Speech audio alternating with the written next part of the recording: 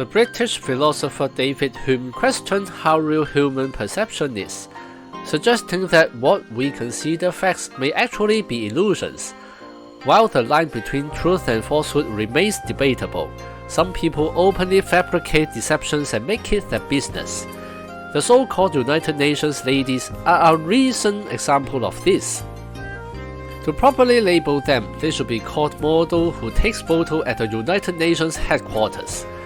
Recently, many similar posts have emerged on the Chinese social platform Xiaohongshu, Little Red Book, showing the influencers well-dressed and appearing to speak or attend a meeting in a conference room at the UN headquarters. Upon closer inspection, the photos all use the same camera angles, the captions are similar, and aside from the influencers, the conference rooms are empty. Clearly staged photo shoots rather than actual meeting attendance.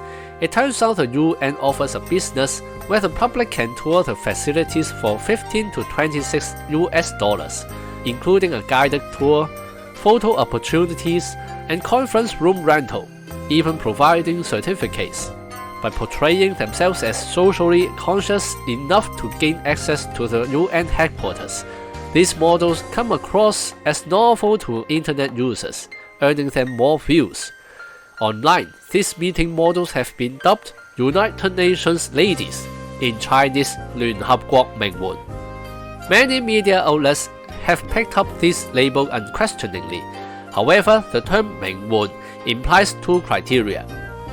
The first character 名 means famous, typically referring to social elites and their descendants who are active in public sphere. Fame doesn't equate to exposure. It carries a positive connotation of upright behavior and contributions to public welfare. Exposure is neutral.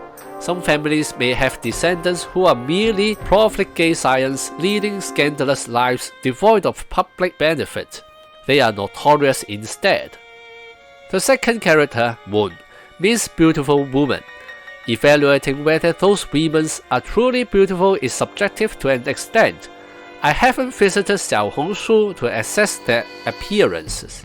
With makeup and filters, it's hard to judge how much their online images differ from reality. However, internet beauties in mainland China today are virtually indistinguishable, with cookie-cutter hairstyles, makeup, skin tones, facial features, body shapes, and outfits, like assembly line dolls. Can such standardized looks truly be considered beautiful? At least I don't think the bar should be set that low. The label famous beautiful ladies for these influencers is a misnomer and mostly online aggrandizement. This kind of exaggerated fabrication used to be extremely widespread in past years. The check-in models mentioned are known as internet celebrities in mainland China, amassing many followers attracted to the figures and looks. They apply heavy makeup for a porcelain complexion contrasted by bright red lipstick. Their chests appear unnaturally enlarged, while their waists are extremely slim, raising potential back problems. Their legs also seem disproportionately thin, like a pair of chopsticks propping up a flower doll. Some say there are no ugly women, only lazy ones, implying the lacking grooming makes women unattractive. At most, this suggests avoiding unattractiveness, not that grooming alone creates beauty. Nowadays, we have internet beauties on one side, ladies on the other, investing tremendous effort into projecting an image of complete beauty from head to toe. China is a vast land originally abundant with natural beauties of diverse charms across regions. Out of 1.4 billion people online, this artificial uniformity is lamentable. More regrettable is the public's, likely mainly male, diminished aesthetic judgment, widely fawning over these manufactured images. Even in the supposedly free city of Hong Kong, many idolize these cookie-cutter replicas. Over the past decade, singing competition shows become popular in China, such as The Voice of China and I'm a Singer, where contestants receive training before performing on stage to be judged and the best selected. Two prominent features exemplify these shows. First, singer appears high notes regardless of the original melody, as if vocal ability cannot be demonstrated otherwise. Second, frequent close-up shots dramatize audience reactions. Some even move to tears. This led to contestants using vigorous vocals for Teresa Tang's gentle song 但願人長久, while some audiences will refuse to be paid for overreacting. Such shows condition audiences and the industry that reality shows being fictionalized is acceptable. To judge whether a society is progressing, we must look at the economy, whether ordinary people have their basic needs for food and shelter met, which economic data and GDP figures can partly reveal, despite potential figure manipulation. We must also examine the cultural standards, evaluating that society and systems' contributions to civilization, ideas, and values.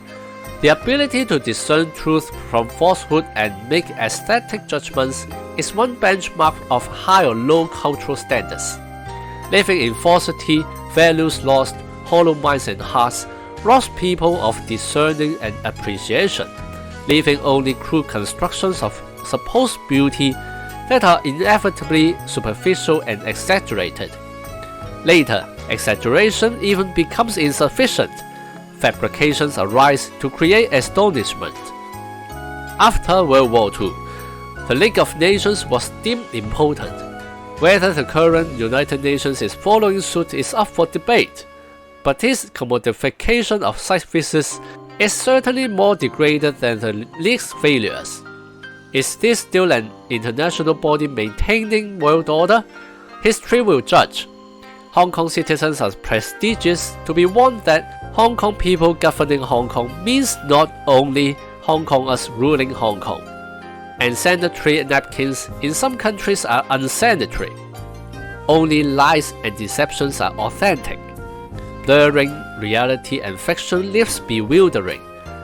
What an imprint of the time. Please comment if you have any ideas. You may also like, subscribe or share this video.